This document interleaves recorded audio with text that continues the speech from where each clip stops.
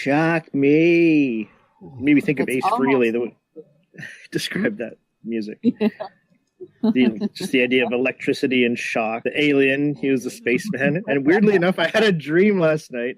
I don't really listen to Kiss anymore. I did when I was a child. But for like 2 years, when everyone listens to Kiss in that era, when you're like 10. But I had a dream last night that I was Ace Frehley. Oh my god! Did you? Yeah, it was really weird. I just as Oz was describing that, I just remembered it just last night. And I was playing a song. He did a song on one of the albums, and it was probably the best song on the album. So I had a dream. I was performing that song, and Paul Stanley was like glaring at me because he was jealous. It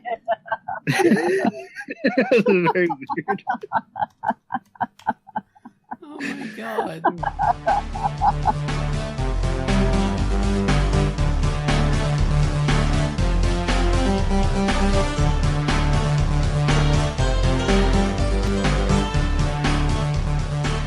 Hello and welcome to the Drunk Duck Quackast. This is Quackast number 384. I'm Ozone Ocean, and with me is Mr. Baines. Hi, Baines. Hello. Hello. Hello, Pitt. It stings you in the asshole. Careful what you say, Pitt. Careful. And Tan Serene. Hi, Tans. Hello. Okay, so what we're going to be chatting about today is like your online brand and PR and all that kind of stuff, because we as modern webcomic artists live our lives online. You know, obviously we don't literally do that, but a lot of the stuff we do is handled online because that's what we have to do, and that's what we choose to do really as webcomic artists. We have to use promotional tools in order to further the range of our comics, get people to know about them. We join online communities and things like that because, you know, we have to have resources. We have to learn about the best ways to publish our comics and promote them and all that. So we join Facebook groups and Twitter groups and all sorts of things, forums, things like that. And then, of course, there's your online recreation, you know, YouTube, Netflix, all that stuff, whatever. And all that stuff sort of creates like a footprint, an online footprint that is you. So we'll chat about that, you know, the implications of all that kind of stuff. All right, so before we get into that, I want to talk about the featured comic. Kwai's going to talk about that, actually. And the featured comic was Stopwatches, which was the featured music last week. Kwai loved it so much that she featured it. Yeah, so cool. Take it away, Kwai, with Stopwatches. Hello, this is Kwai Degaxe, and the feature I've selected for this week is Stopwatchers by Stopwatchers, and it is rated E for everyone. Imagine there was a secret organization of time travelers that could weave in and out of different years in order to fight crime and bring people to justice.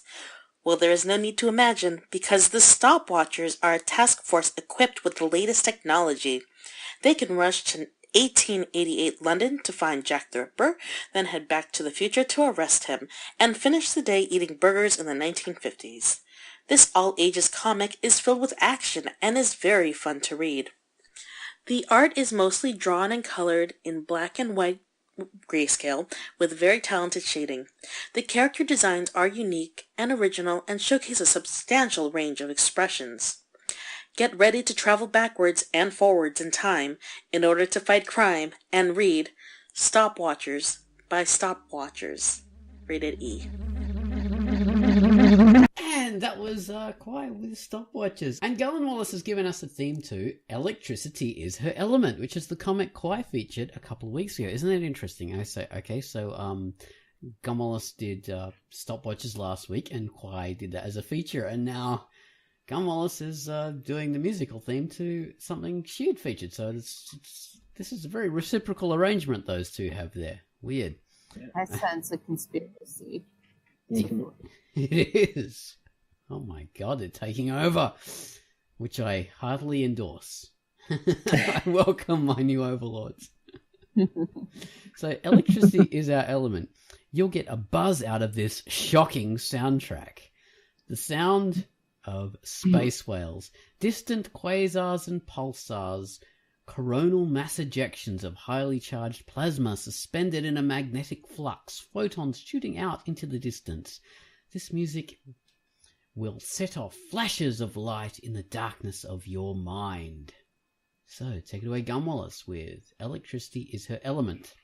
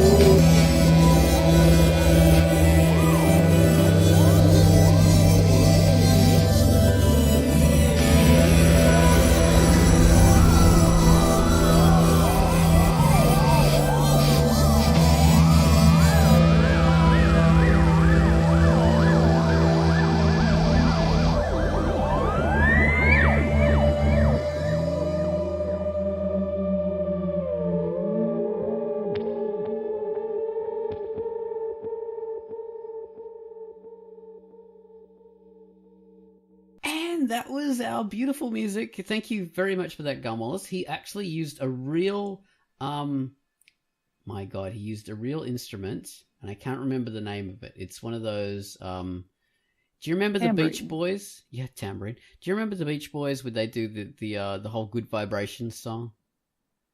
Good vibrations. And they use this little electronic theme that goes, wee. What's that called? I have no idea. I think I know what you mean. It's not a mellotron, and that's what's going in my head. It's not a vibraphone. That's a completely different thing. Yeah, that's like a xylophone. Yeah. So he's using the wheel thing, is what you're saying. Exactly. He had a real Wii-O device that does the Wii-O noises, and he used it on that track. Huh. As well as theremin? guitar. That's it, a theremin. Doesn't start with like B the Ed Wood from the old horror movies. Like Exactly. He used an actual theremin. Yeah. Not an electronic thing. I mean, it is electronic, but he didn't use an app on his phone to do it. It's an actual theremin. So that's pretty cool, as well as guitars. So yeah, anyway, that was Electricity is an Element, and the comic was, of course, done by someone who's written in my notes. Oh yes, by Callaway, and it's rated E. So yeah, read that. Read the comic Quai featured. And Gun Wallace playing the music for. Okay, so the topic, which is your online brand. Do you guys do a lot of online stuff underneath your, the same name as you publish your comics under? Yes. I suppose yes. Not really. So Baines, you don't. You have a lot of different. You have all sorts of secret identities spread out. He has No. Even when I like make a comment on YouTube, like I used to Twitter a little bit. I used to tweet a little bit, but I would always delete it. So I was like, this is like not funny. I thought it was funny. Wow. I have like 8 followers anyway, and nobody's laughing. So I'm just deleting this. I'm embarrassed. And when I make like the occasional comment on like YouTube or something like that, I usually regret it. But yeah, I have a different name on there, although it is connected to Baines also, so people could probably find me pretty easy. But so detectives. Yeah, like it would probably be Oscar pretty. X Penelope 090. Damn it! You cracked the code. No, I think my typical Strange cartoons might be under that identity, so it's not really hidden at all. Right, but it's just not totally under the same brand, though. Sort of under your sub brands. No. If someone just saw it, and they didn't know me like you guys do, like they wouldn't know. But you could probably just click a few links and get there. Yeah, that's why I usually regret YouTube comments. I don't really do anything online other than on the Duck. Wow. I look at stuff, but I don't interact really. Although I interact with every commenter on the comic. That's the biggest marketing thing I do. Baines is a Drunk Duck exclusive. That's exactly. Jeez, you have to pay a lot for that kind of loyalty. That's right. It's costing me an arm and a leg. Wait. But say for me, long ago I used to have different online identities, but then I thought, it's just too much to handle. I'm just going to be Ozone Ocean for everything. For everything. Yeah. Pretty much. Which means like there makes are it easier. Comments on tech blogs under Ozone Ocean. There's comments on, I have my Twitter account, of course, old live journal accounts, art, Got internet like art. 7 RuneScape characters with Ozone Ocean as That's what he really wants to hide. Oh, my RuneScape characters! No. RuneScape. Neopets. Jesus. People have to discover those. Oh, jeez. Yeah, so all over the place, like on everywhere, Ozone Ocean, but particularly connected to my art, of course. Obviously, like my own internet art galleries, my own comics are on there. Of course, on the Duck, thousands of comments on the forums and comics under Ozone Ocean. So yeah, that's pretty much me. Yeah. And you guys the same? I mean, Tance, you got fantasy novels underneath the Tancerine name. Well, I basically have 2 names, and they're both quote unquote my real ones, in the sense that I have my given name for all my science stuff and business that has to do with science and education and research, all that stuff is under my given name, Tanya Yeitsidou. Yeah. Because in the science sector, we are all used to really weird names. Everybody's name is somehow weird and long, and it is spelled difficultly. So I don't feel that I need to simplify mine. And all my art stuff, anything that has to do with art, is under Tangerine, which is my official, I don't know, do you say official? My nom de plume, my pen name. So yeah, your moniker. All Yeah. right, that's pretty cool. So you have your fantasy novels. Do you do your movie writing under the same name as that? mhm. Okay. Everything that has to do with that is under Tangerine. Everything that has to do with science is the long one that nobody pronounces. But does that include like Twitter account? That does include your Twitter account. Does it include like other online postings? Not yet, because I don't yet feel that I have the time to sustain another account that would be under my given name. But I'm going to get one soon, because I do have a lot of things that I want to be tweeting about regarding my science stuff. So I will be So getting. you'd have a separate Yeah. identity. I'm not going to confuse them that stuff with my art stuff because I made that mistake early on when I first got my Twitter, and I got confused audiences because yeah, split up. People coming to my Twitter for web comics or art or things like that, and I'm really tuned to be seeing, statistical analysis and political science analysis, and they are not all that. Although lately the boundaries are more blurred. So I stopped doing that, and I committed the Tangerine Twitter to art. It's all about art and me as a personality in general. If I need to sound over certain things, but it's basically my art account. Okay. My other account is in the making. Yeah. But do you have like different things underneath Tangerine as well? Like, say, if you had an Amazon profile, eBay, or I'm not interrogating you, but I have an Amazon bookshelf for my ebooks under Tangerine, and I have a Goodreads account or shelf or whatever. You don't have to tell me absolutely everything because I don't want to like expose what your do you want private me to stuff. say? I just want to say, like, do you use it? Yeah, I do have. Yeah. I want people to go, okay, this'll fix up my stalking forever. Now I can. Oz is working for the deep state. Yeah, one person at a time he's uncovering. Yeah. But yeah, I at the expense of being repetitive, I still like all the accounts I have under this name is related to art somehow. So yeah. Okay.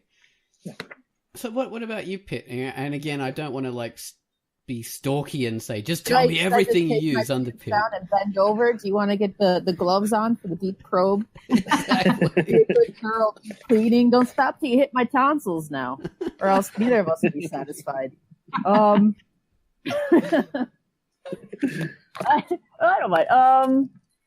Oh yeah. I don't use PitFace as much as I used to. And like Tange, it's strictly for my art now because the name is tied with my art. Although somebody just today actually recognized my given name, my birth name, and which is Yo Mama 69, and somebody online who I've never met before. It was a little bit of a humble brag, I'll admit. Somebody I never met before recognized my birth name, Yo Mama 69, and said, "Yo Mama, did you pick that comic book Putrid Meat?" And I said, "Why, yes, I did." So that was kind of neat. So so the PitFace name was recognized then, which was interesting. But PitFace is the name that I use for my art, and I don't do it as a means of like I don't care if people know my real name and stuff like that, but I do continue to use PitFace because it has been tied with my artwork for so long, and I want it to be easy to connect a lot of my stuff back up. You know, one day I die or something, and like I don't know, is this a PitFace original? And then people will know. So you all can get very rich. So you're welcome. But aside from artwork, though, I used to use it for everything online. Music and all that. Music games. and edgy forum comments that I'd probably be super embarrassed about now, and scandalous things, I'm sure. And who knows? Yeah, I used it for everything. So okay. Not anymore, though, really. So if you want to hack my bank account, it's not going to work. That's the dirt we want to know, if you use it for all that kind of stuff. Because there, as we're saying, everything, as comic artists, we, as webcomic artists, we have to utilize the web to display our work, but we also have to use it to promote our work. And we use the web for recreation, all that kind of thing as well. Yeah. So... But what implications does that have when people later on can't go back and like do the deep research on you. Okay, so Ozone Ocean said this in 2004 on his Twitter account, or if Twitter was even around then. He said this on this account, and this is Ozone Ocean. This is what he is. He said this thing, so that's him. Even though it's like several years later, that's Ozone Ocean. It doesn't matter that. I don't know, man. That kind of thing would never happen. Well, not to me, obviously. I'm just who would dig up old tiny. Yeah, no, not to anyone. Who would ever do that kind of thing? Exactly. That would never. I can't imagine that would ever happen. But say all of us, I think, not just webcomic artists, but I think all of us are ripe for this kind of thing, and we can try and like erase our history. But and you know what? It does happen because, whoa, everybody okay? Yep. Yeah. The event has passed. Ooh, silver players. I don't know why that was just so funny to me, but why? I don't know why. Oh fuck. It's been a week. What was I gonna say? Oh, it does happen, and granted, when you're small fish like us and stuff, it's probably not going to happen as easily. But once you're big enough to have competition with something, then shit happens. I watch a lot of YouTube, probably too much, and so I've got the tea. I don't really, but I remember there was this big scandal with Jeffree Star. Who's been on YouTube for a long time, and he's got his own independent makeup company and stuff like that now. And Kat Von D, who supposedly was his friend or something, I'm not going to get like into it or anything, but like basically she said that he said all these things or something like that back in the day, and people went back and saw some really old videos or something he had posted from like when he was like an edgy teenager or something, and pulled them out. And we're like, oh, he was saying all these terrible things. And they were, so in essence, those were used as an attack against not just him, but his brand too, because then the next thing people do is like, well, do you want to support somebody who has said these things, even though it's so long after the fact? So it does happen. Yeah. I think that the later generations, like, now I probably sound like an old woman because I am. I'm getting that. But they are more at risk and more exposed to that sort of thing, because when we were growing up being edgy teenagers and, wanting to try out edgy stuff, we didn't have social media and we didn't have the internet, the sense that exists now. So a lot of stuff that we did and we wouldn't be proud of now as adults are lost at the time and lost in history, and they are only available as information for our parents to embarrass us. So there is really a protective layer.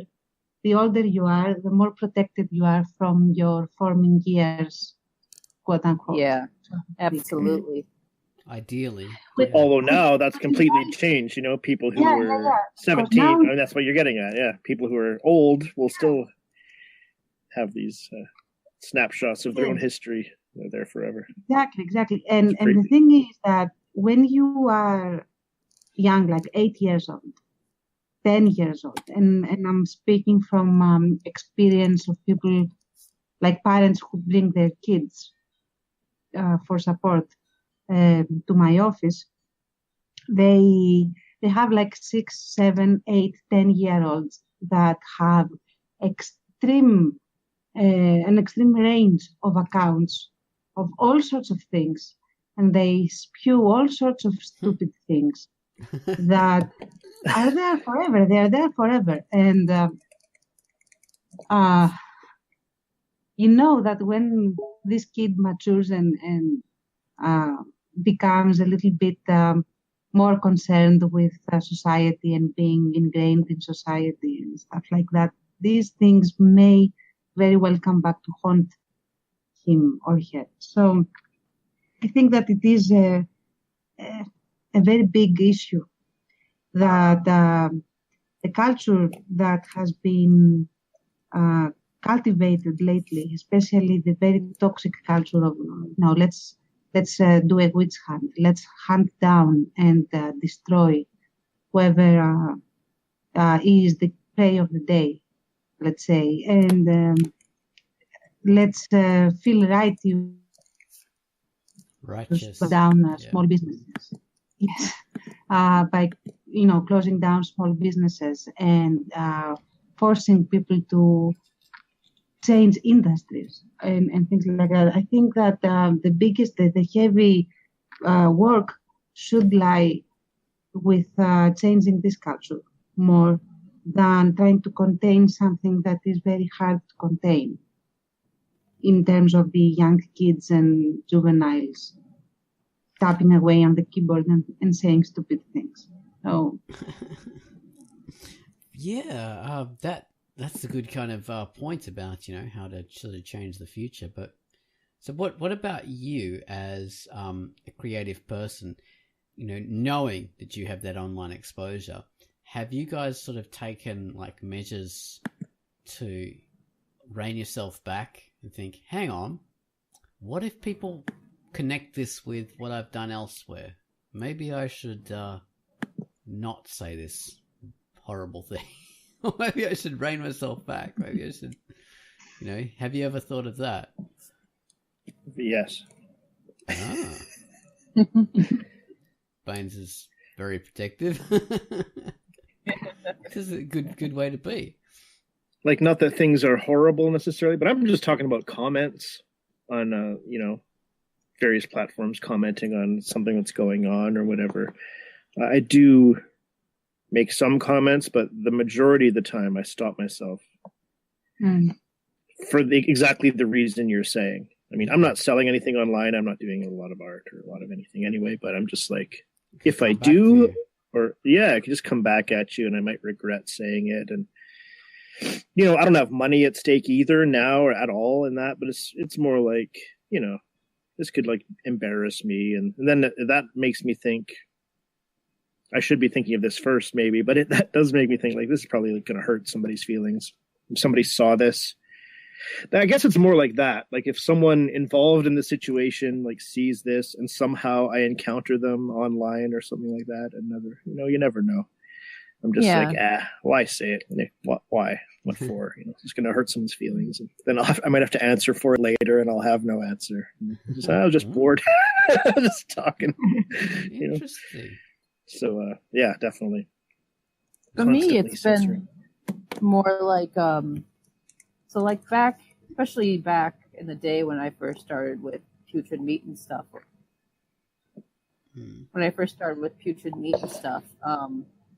The Pitface name, it wasn't just a name. I mean, it was who I was Pitface.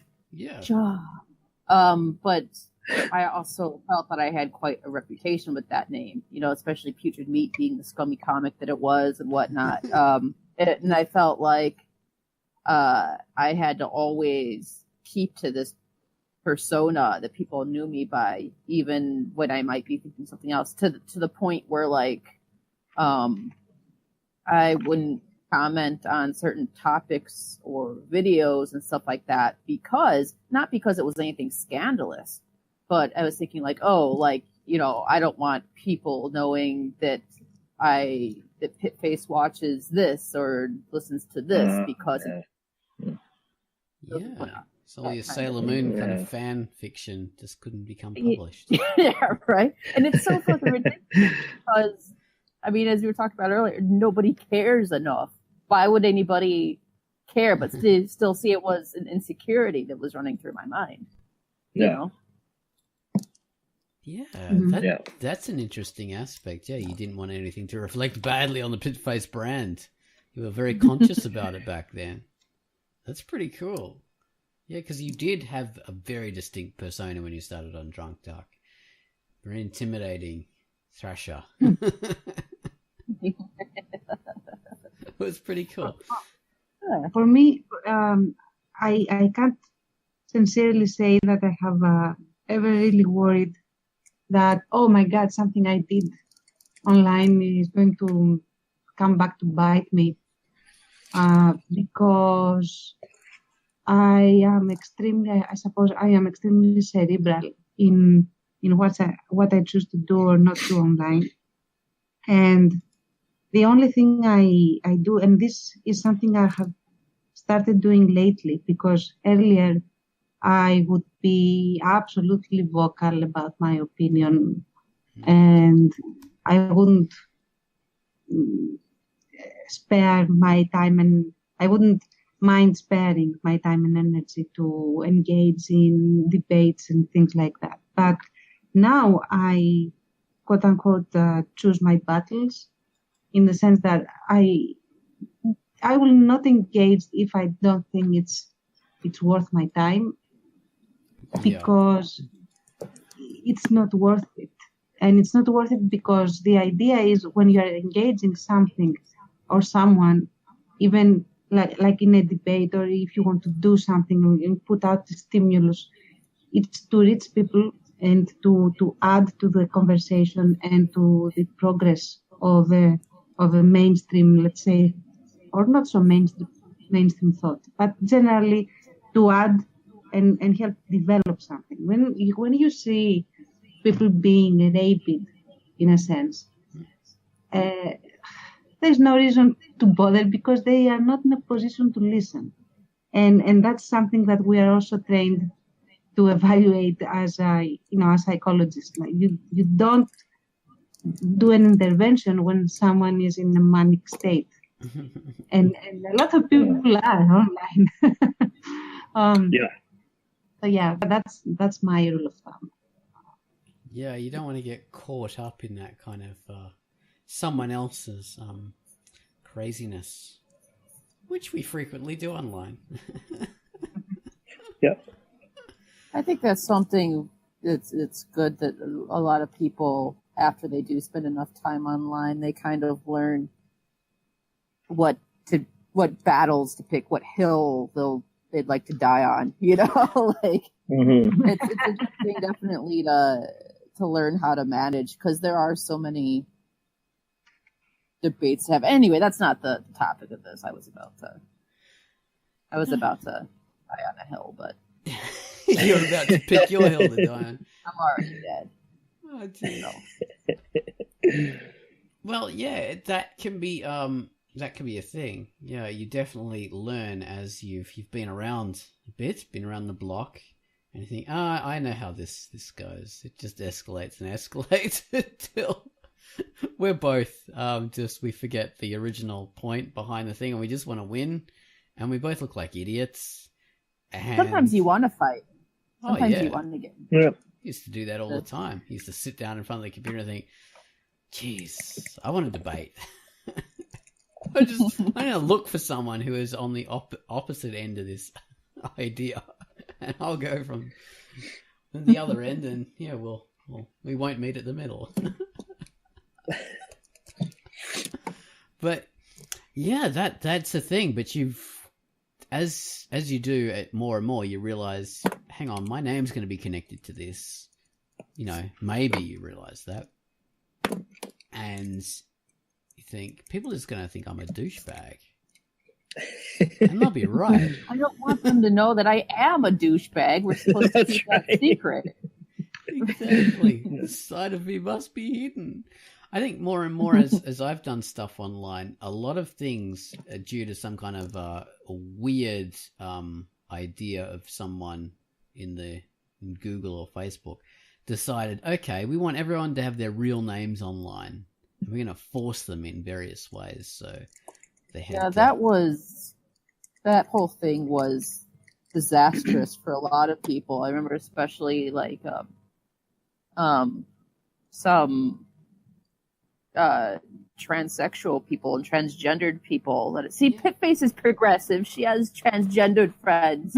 But a lot of them were hurt by it because they would use these alternate names, and some of them very clearly like stage names and stuff like that, but still like it was part of this alternate persona that they had. And when they had to use their real names, it was devastating on a number of accounts because they had to be identified in a way that they didn't condone, and which was quite embarrassing. And then also people that they knew could find them in real life.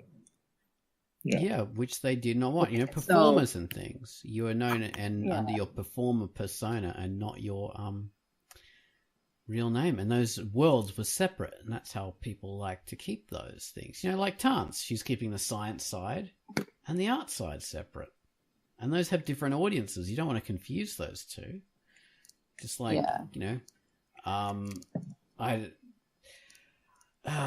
let's think of Mrs. Marvelous Areolas, that's this character, doesn't want her transgender fans and her people who know her as, Bob Suggs at the real estate company. That's a good name. Doesn't want those worlds to cross. She doesn't want, people finding out about her insurance information, all this kind of stuff, and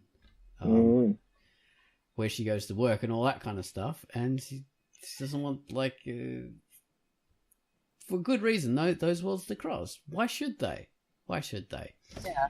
For me, my whole thing. Okay, so Michael John Morris. That's my name, and that's on all my artwork. I've always put that on my artwork. I haven't put Ozone Ocean on there, but all my online stuff is under Ozone Ocean. So the name that's clickable is Ozone Ocean usually, but of course all the Facebook stuff happened, and you have to be on Facebook with your real name and all that. So. I never wanted that to be split just because I wanted to have more effort put into the Ozone Ocean stuff and just build that as my persona. I didn't want to split that between Michael John Morris at all. It's just, that's annoying to me having to do that. I just wanted it all to be Ozone Ocean. So much easier. Yeah. But I have thought. I'll go on, Tans. No, I'm go on because I was going to take it further, sort of steer the conversation. So, well, I have thought about the whole, thing of how's this going to make me look. It did take a long time for me, a long time. I'd make all sorts of acerbic comments here and there, and eventually I realized I'm probably building up more of an online persona as being an acerbic person than being what I really want to be online, which is the person who promotes my art and my interests.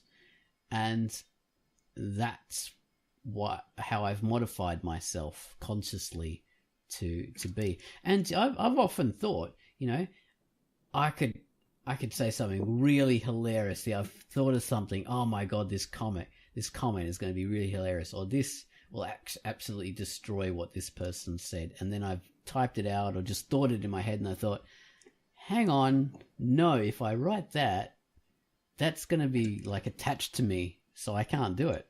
So I've just wiped it, deleted it, or just never put it to paper. And that's happened a lot of times, and it can feel a bit restricting when you do that. But that's just how you have to be.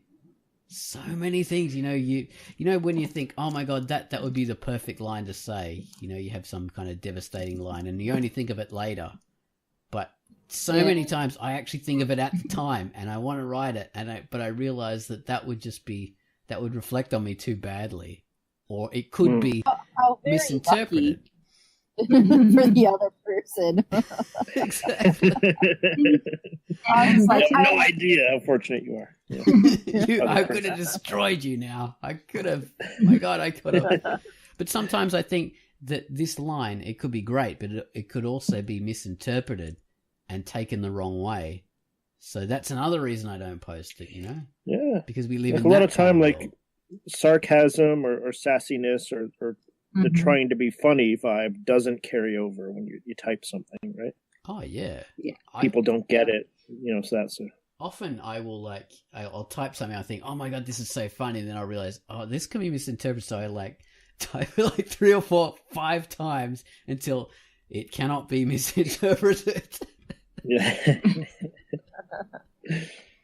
And I think that although that it is restrictive in the sense that you feel that you can't sound off basically, but when you are in a business and being an artist and having an artist persona, whether we like it or not, in my opinion, of course, okay, this is not the rule, this is my opinion.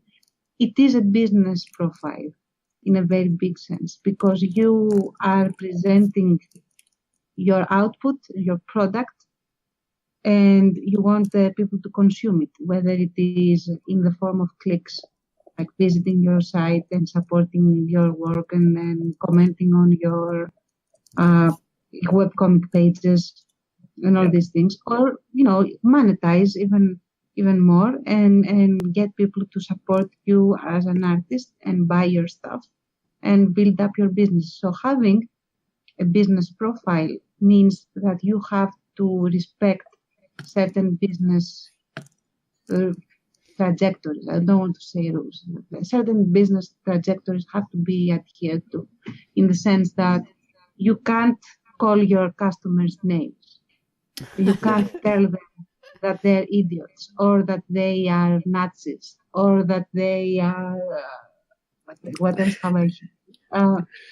There's a whole litany of amazing things that you see written online lately by people that are supposed to be not only adults and in the business, but veterans. And it's like a collective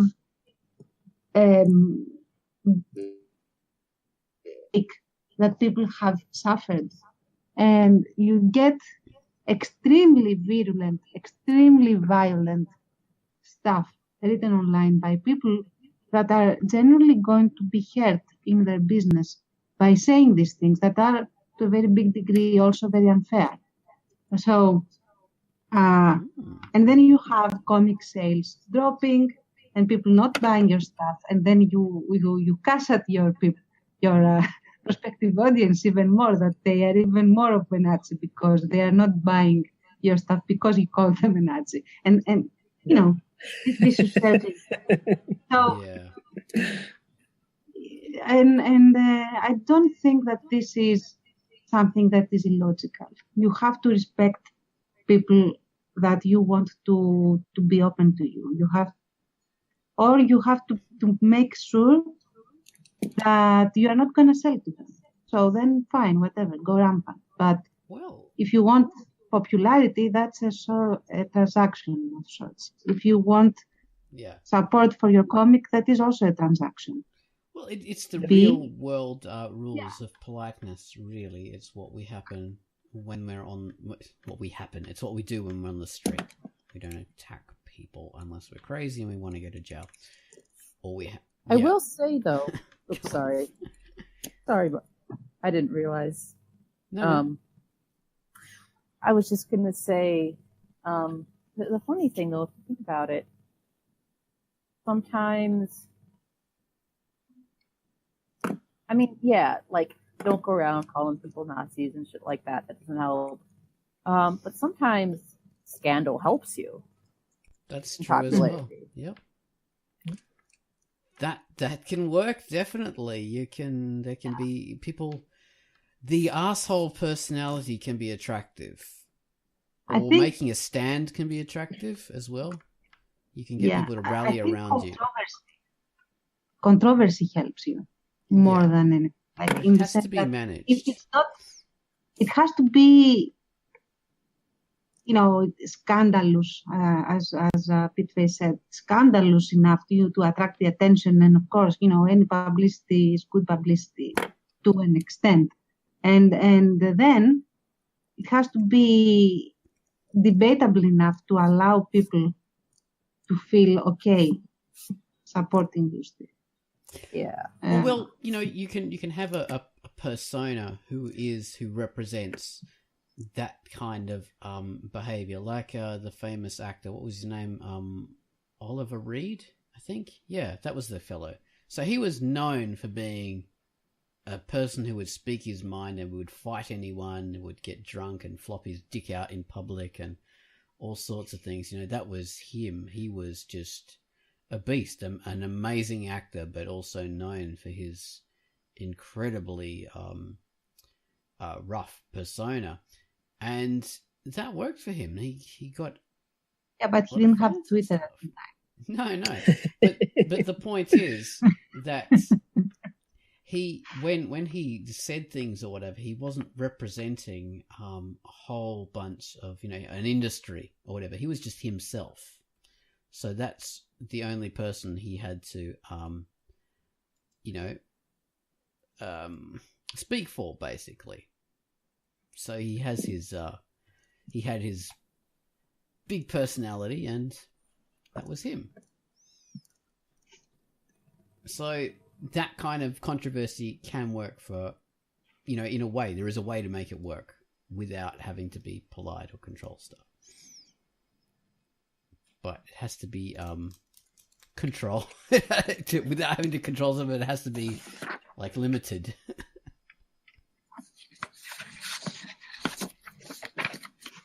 The thing is, I think that a lot of, for example, John Lennon also had a terrible reputation in terms of how he was and how rampant he could become, and that sort of persona. But because of technology and because of how the world wasn't as connected as the world is now, he was protected from exposing this to his actual audience, the ones that were the actual consumers, like the fangirls and everything. They cross over. Yeah, he would sign their autographs, but he wouldn't sign their autographs with a swear word and his signature underneath. It would be autograph. I'm saying that he was following the main time and what was considered acceptable. Because everyone has fun when someone is acerbic and terrible to someone else. That's why Dr. House is so popular, but they don't like it when it's done to them.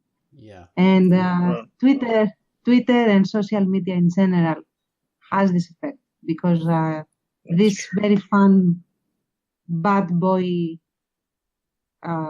aggression is now targeted to you as well as other people. So yes, Elon Musk got in huge trouble for his online banter style. Not only, a while ago it was because a female journalist said something critical of his online batteries or something like that, or his persona. And suddenly he's saying, "Oh my God, she's a bitch. You guys should, find out about this lady. And this she's she's not even a journalist. And when you've got that much power and that higher position, you don't do that because you're Goliath, and there's a terrible analogy. You are a massive mountain, and they're a tiny little pebble, and they've got no defense against you. You don't realize how massive and powerful you are to this tiny person. And that's what this idiot does. Elon Musk is a good promoter and, entrepreneur and everything, but he's a moron in a lot of ways. That way specifically, that was terrible. I don't know if he's a moron because I haven't really looked into him, but from what I have seen. Yeah, better be careful what we say. No, he's just egocentric, and it's all about him. So when this is threatened, well, he's not a moron. He reacts. Yeah, but the thing is, and that's the point I was trying to make, that when he got involved into the whole Thai cave rescue, and he called one of the rescuers, pedo, he called him. Yeah, his company's stock dropped until he apologized. So what I'm saying is that you should be professional enough in your brand and the behavior that gets connected to your brand to not come across as someone that people cannot at least tolerate. Like Steve Jobs, for example. Steve Jobs was also not the greatest, the easiest person in the world, but he didn't get exposed his in that online, way. his public persona was very different from his private working persona, and they were completely separate because he was just in that age just before that massive exposure really went there, and he died. So he escaped. Yeah.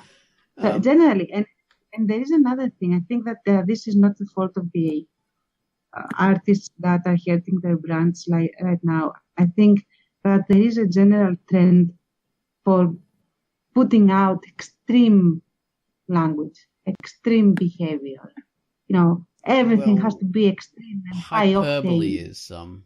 Is the way. Yeah, and you get this sort of immediate support by others who are your posse, in a sense.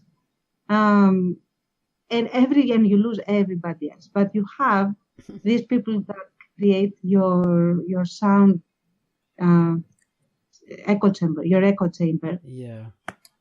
And you feel, and you feel that you are gaining, and you feel that you are, becoming king of the molehill. But it is a molehill, and you have just, tumbled off the hill doing that. You little mole rolling down the hill. That's so cute. With all your little mole friends. And I think that this is taking us backwards a lot before it takes us forward again. And actually, I have a story about that. It's interesting. Back in the day, well, it was back in the day. Like many years ago, I was doing Pinky TA like really frequently, and I was building up the brand, and it's becoming really popular. And it was getting brought up on various blogs and things like that. And that was rather interesting. So it was, but of course, with the good comes the bad. And there were some people bringing it up and saying, "Oh my God, have you seen this picture of this woman that is so misogynistic? The way she's portrayed or whatever." And to me, I thought, they misunderstand it, but that's people's right. They can misunderstand it and whatever. But with that popularity and that kind of thing also came fans as well who saw that kind of stuff online. And so they would take it upon themselves. People would take it upon themselves to go to those places where there were negative, reviews of the work or whatever, or, discussions about that, and attack those people. And for me, that was far more devastating than having my work like called misogynist or whatever. It was far worse for me to have someone come and be my white knight than to start attacking people. So that confirms that it is misogynist, Everything bad that's said about my work is confirmed by this quixotic person going in and saying, "You bunch of bitches, you don't know what you're talking about." Oh my God, that's just, don't defend me, please. Please don't help me. Exactly. So that's a kind of weird thing. It's true. So that's an example of the molehill, echo chamber sort of thing. When you have those people, they're not really the help that you think they are. They reflecting back, and you think, "Oh my God, I'm so fantastic because they love what I'm doing." Doesn't matter what everyone else thinks; these guys love it. But that's not such a good thing to have that reflected back. You've got to look beyond that kind of thing, because that will be more harm than good in the long run. Much more harm. You don't poor old Elon. He has to realize these people who are supporting him, come what may, that's not giving him any help. They are probably not his customers either, because they probably are not buying Tesla cars. But what I want to underline is that it doesn't mean if you protect your brand and you respect your brand that you cannot add to the conversation, take a political stance, or say your opinion on certain issues, controversial or not. The whole thing hinges on the packaging. Like, how do you state your opinion? how do you make your stance? How are you going to communicate what you want to people? And this is where the problem lies. It's like, oh, I'm going to prove that I'm progressive by being extremely rude and superfluous, yes, because imagine these people ranting in the street like this, and that's exactly the level of not discourse. the level, the weight. Yes, and the weight that their opinion will carry just because they are being this hysterical about them. And especially when we are talking about a professional brand. And like, for example, I have a brand and I'm highly politicized and political as a creator. Like there is hardly any work that I have created that is not very, very much saturated and imbued in some political commentary, or social commentary, whatever that is. So I do have a lot of tweets. Usually I'm talking about Twitter because that doesn't mean I haven't been on Facebook like this, but that's Greek Facebook, and that's a whole different animal altogether. Yeah. But Twitter is mostly foreign, like international. So, but I have been extremely careful to always state my opinion in a calm fashion, and always state my facts and why I believe what I believe, without characterizing people that disagree with me. And I do this because I don't want to be labeled a hysterical person, first of all, and second of all, I also want to force people to look at what I'm saying and not my labels and the scandal. Yeah, absolutely. And I think this goes to say that because you're a creator, you're a creative entity, doesn't mean that you can't share your opinion. Doesn't mean, that you can't speak up for yourself when you feel that you want to or need to, or feel that something needs to be said. But, it's good in any situation to be able to handle yourself in a way that you won't regret. And that just goes with being a critical, responsible human being too. If you don't want it to represent you as a creator, you probably shouldn't be saying it anyway. Yeah, exactly. Absolutely. That's how I think about the things these days when I'm writing posts and stuff like that. You just got to keep in mind that we are becoming more connected than we used to be. There's LinkedIn and Facebook and Twitter and stuff like that. Then these companies force your data to be made public in various ways because it helps them in order to have more people come in. If more people find out, more people are on these things. So they make whatever they can get public as much as possible. So, and connected and come up in search engines. So that's what happens. Yeah. You got to be careful about Something just occurred to me that, as we're like webcomic creators and our listeners are and stuff like that, I realize that I'm way more cautious in what I say in like commentary or comments or replies or anything like that. Wow, really? Very cautious there. But what I put in my comic, I'm way less cautious about. I don't censor. That's a good point. In that realm. So what do you guys think of? I think you're doing it the right way, Baines. That's really how you should be doing it. Yeah.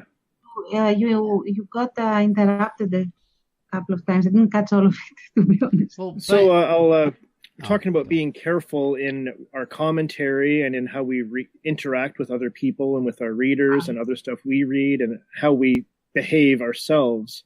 Like I censor myself a lot there. In my comic, though, I don't censor myself. I'm way less careful. I feel very free to say whatever I want to say and have the characters say whatever they want to say or whatever. I think And that's the that way it's not. I think so. Yeah. Yeah. You guys are the same. Everyone be like Bates. Be like Today, me. anyways. Who was it that said Only in that one way. In other ways, do the opposite. yeah. Yeah, I'm a catastrophe. Who was Peter I Criss. think it was it I got it. Bastard. I think it was Sorry, Peter. I love you. fine, I won't say it then. I'm sorry, Tense. Go talk. I'm sorry. Go ahead.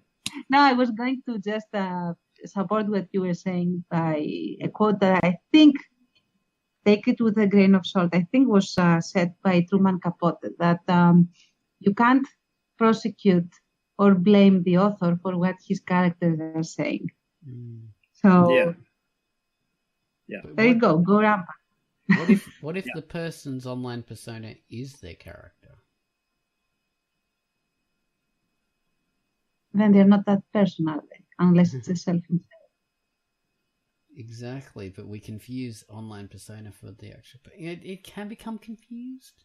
It's interesting, but yeah, there is a difference. Yeah, so your characters, exactly. In Bane's comic, they are speaking from a point of view or their character point of view, not necessarily saying what Bane's actually thinks, and it's the same sort of disclaimer applies to comics as does for movies. The characters in this work are a work of fiction, and but at the same time, you can never completely separate the author from the work, though. No, and people, and at different degrees, people will always make their assessments. So that's nothing that you can ever avoid. People will think about you as a creator, even if you minimize your presence. Yeah. Sometimes, even minimizing your presence can have an effect that you don't want, because you're still putting out work and you're still putting out a portion of something that you're creating. So therefore, people will use that to go on for who you are and what you're doing. Exactly. And people have been offended by art, not just by comments by artists, but actual art. That's caused obviously we know that's caused massive backlash and stuff like that. I think the difference, though, is the artist doesn't necessarily protect you. The difference is the artist intends that work to have an effect, and they intend that work to speak. But for what they say as a human being, they don't want that to come back and mess up their work. Oh, you said this about bath plugs on an Amazon review. Oh my God, your movies suck, and I'll never watch them ever again. Yeah, It was written for my new book, 135 Shades of Orange. and once again, sometimes having a more offensive, for lack of a crass personality, bordering on offensive, it doesn't always hinder you. Like, no, it worked for Truman Capote, actually. Can actually help. Yeah. There's a YouTube channel that I've been following for a long time. He started out as an urban explorer.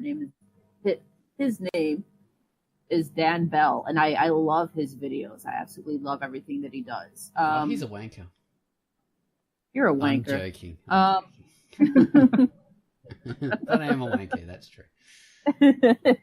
That's why we love you. See, it worked in your favor. That's why we love you. But he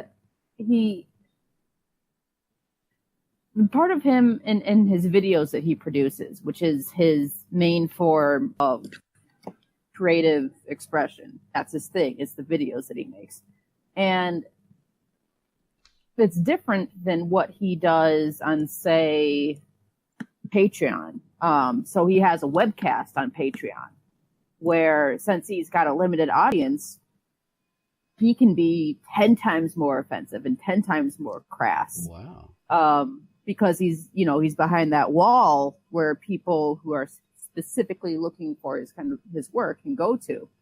And it's quite, I mean, it's still risky and it's still pretty ballsy, some of the things that he says and does. But at the same time, a lot of people who listen to that cast and like it. I really like it because that's a part of him that we weren't getting before, and it's so abrupt, you know, and it's just like, wow, like, holy shit, like, this is what this guy's like, you know. And once again, not in any way that has really offended me outright. So that's the difference too. But at the same time, it's just like an abrasive person, like a potentially abrasive personality is reeling in more of a particular audience, like say like Mancow would or something like that. You know, I don't know if that's a Chicago specific reference. It probably is. I've heard of that. Is that the radio personality? Yeah, I've heard of yeah. And it applies to a lot of people are protected. Comedians and stuff, like the more crass their persona is, the more they're protected. Whereas someone with a more family friendly sort of image, or someone who sets himself up as on a moral high horse or something, is way more vulnerable to. I don't know. Andrew Dice Clay, that's an example of someone like that, and or how a lot of them. I'll go on, Tons.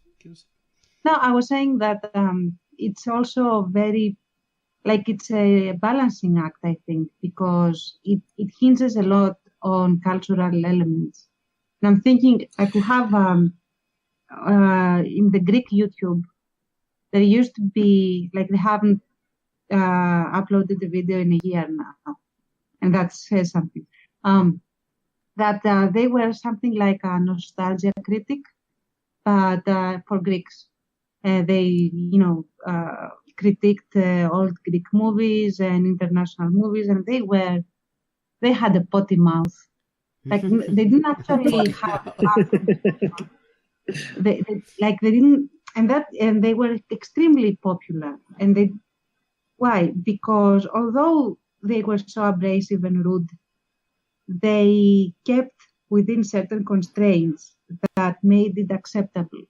Not only as comedians, but also within the context of critiquing a movie.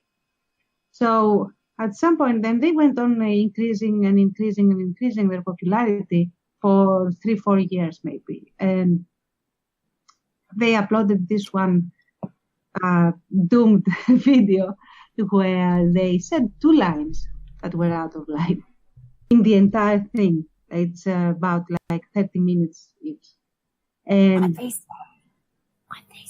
Well, it will sound very prudish to non-Greeks, but they swore at divinity in general. They said certain blasphemous things, and they in jest.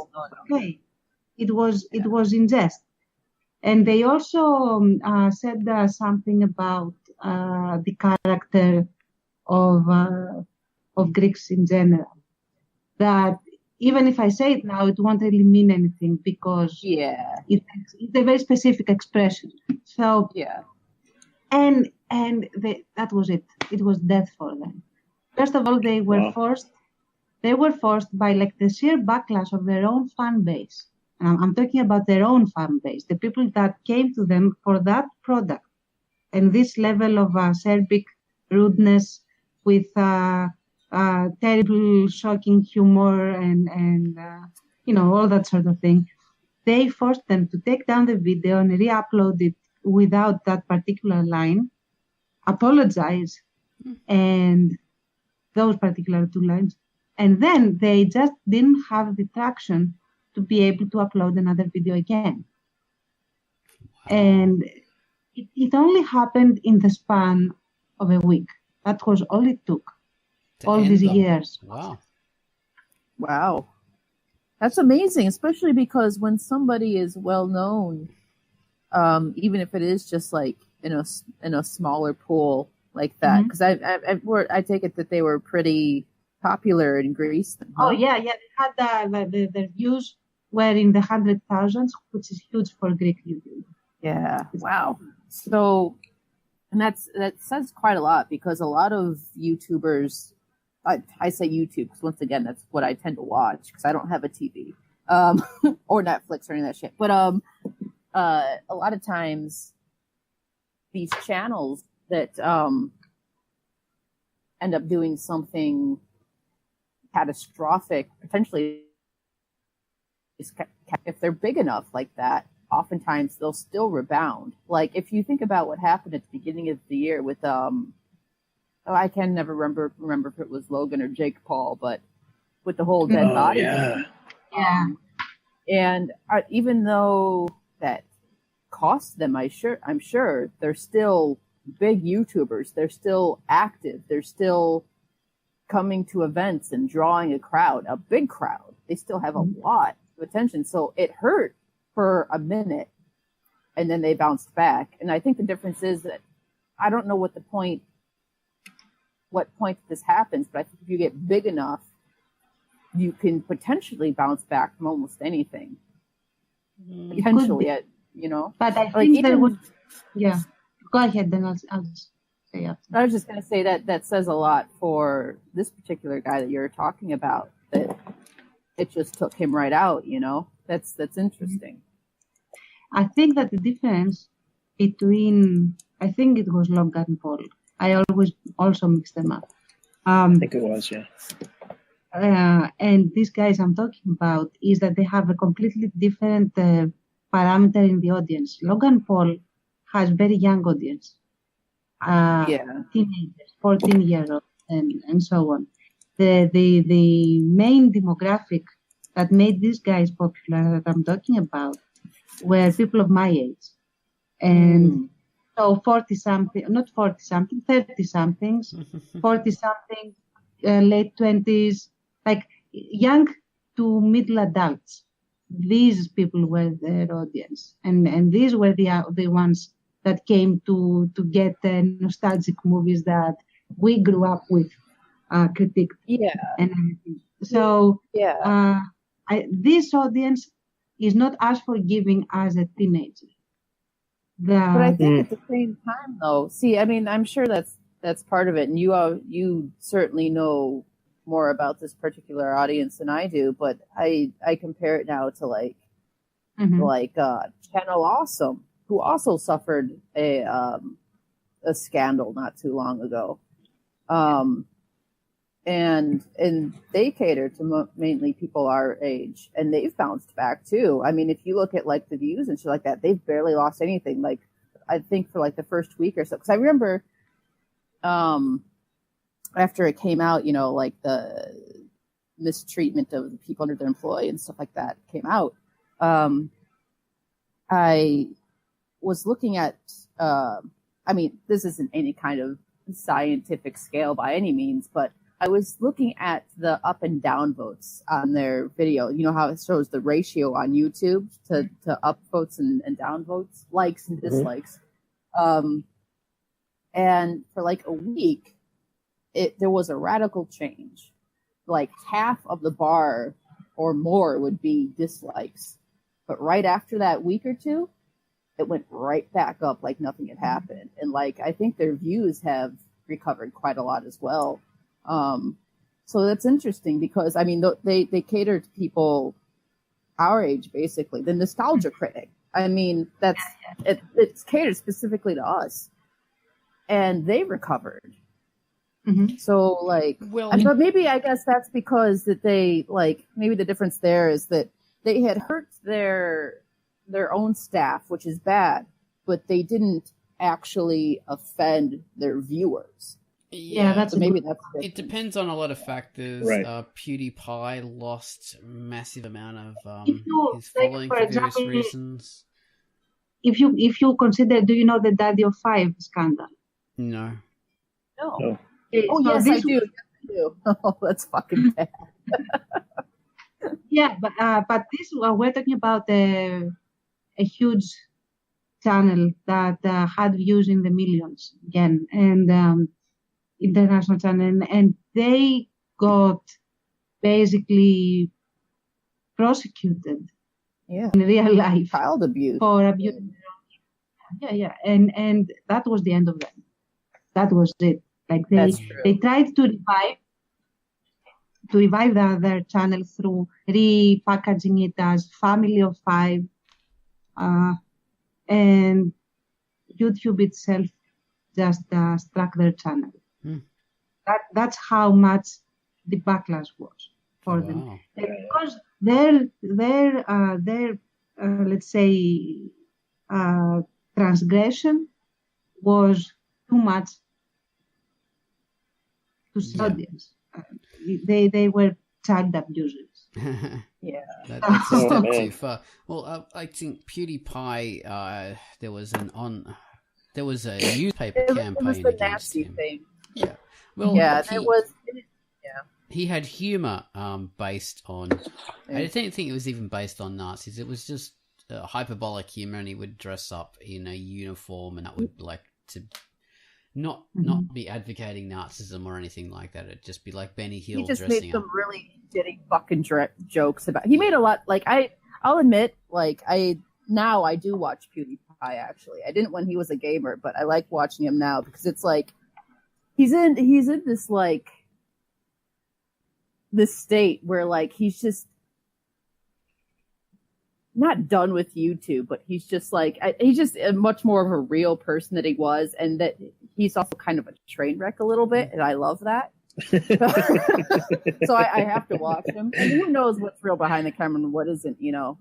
But I like watching him now, and I remember when he was going through that whole debacle, and he defends himself well about it. I think. I mean, he's still like and this is where apologies come in, right? That's the thing. Like when you're a big name and shit like that, like and you fuck up, you're expected to make apologies. And I think he defended himself well enough. Mm-hmm. But yeah, that whole thing. So I'm not even going to get into it. I was about to dork out and get into the whole history of that, but it's interesting because once again, that's another person who has bounced back from it. And what I was getting at is I think part of the way he hasn't really bounced back. It was he has quite a lot. I mean, for him, like he was the most popular person on YouTube. He was YouTube. Now he still is. He's not. But you're right. Apex anymore. He's now one of the YouTubers. He's no longer at the beginning, and he will never get there again because there's no way for him to get to that position. If you're talking about number wise, then I think you're wrong. But really? He's still number one, as far as I know. Possibly, yeah. But I mean, you're right. No, you're right in another way though, Oz, and that's in that YouTube as a platform kind of fucks him over a little bit, at least according to him.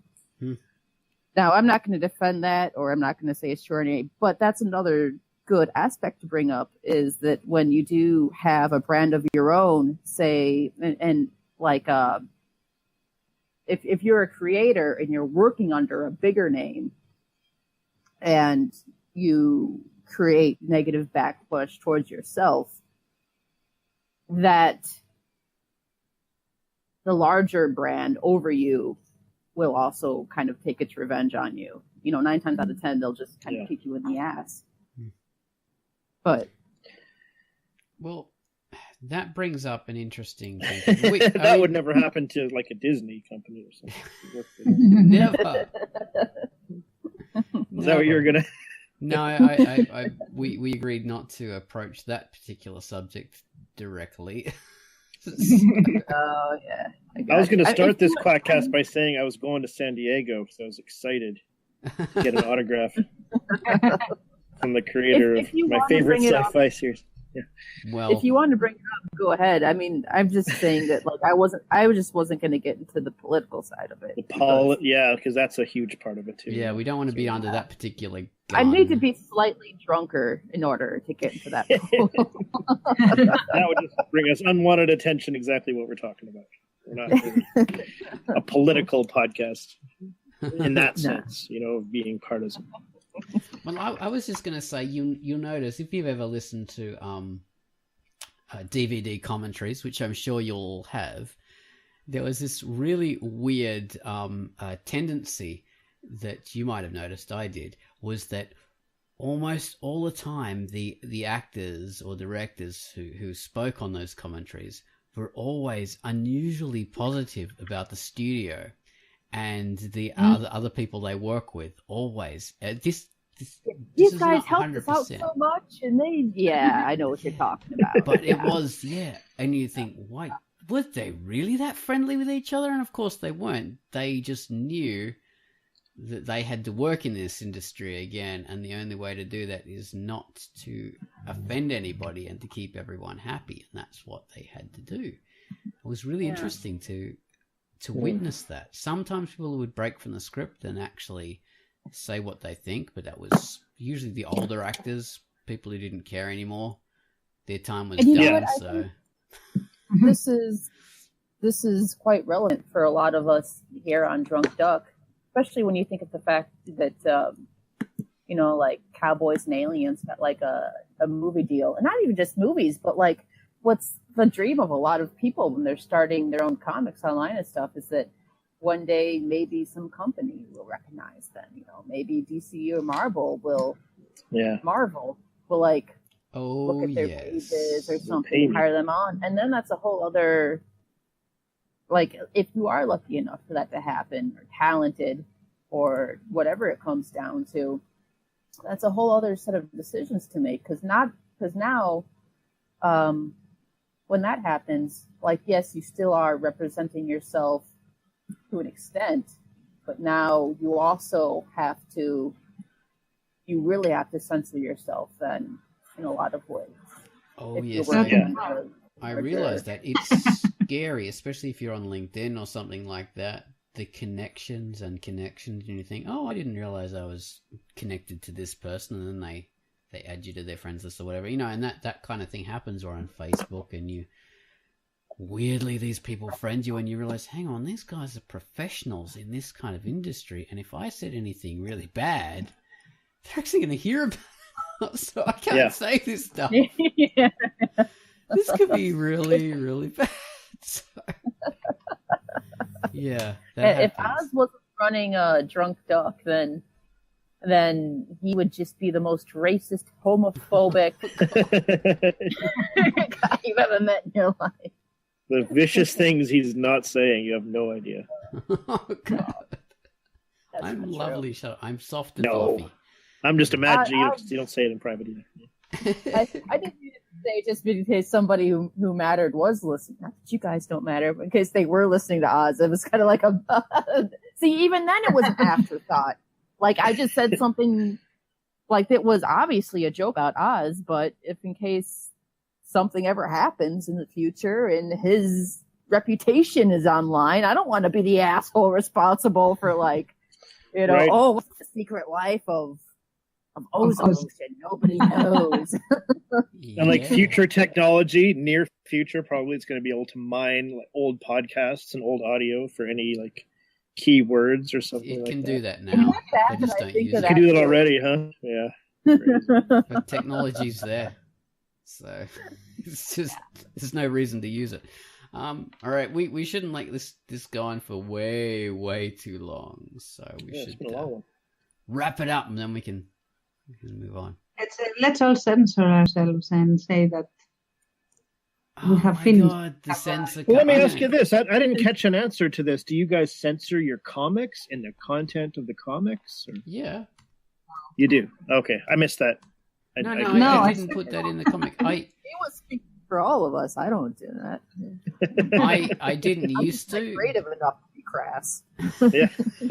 Well, I didn't used to, and then I realized that if I have it on a PG name or whatever it is, teen rating.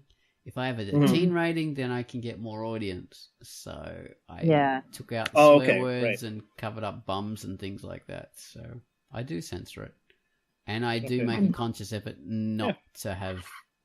Mine is mature, and the only reason it's mature, not adult, it's because people will come to it looking for porn, and they will not.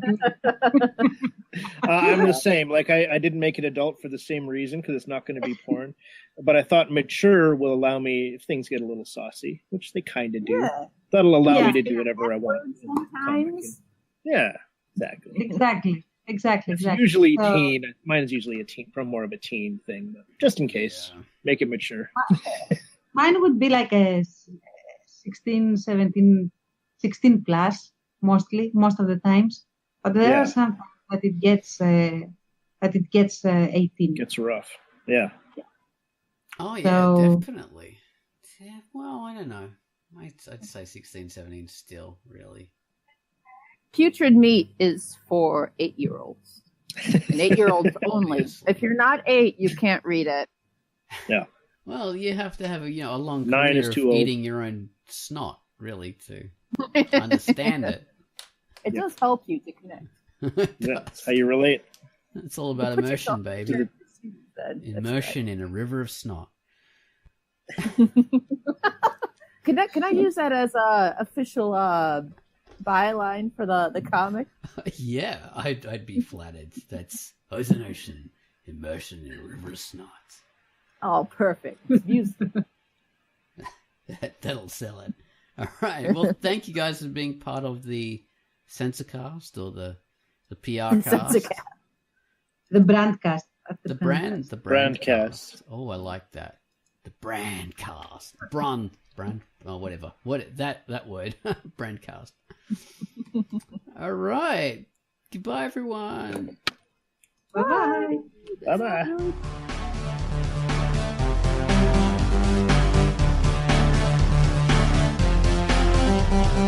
Bye.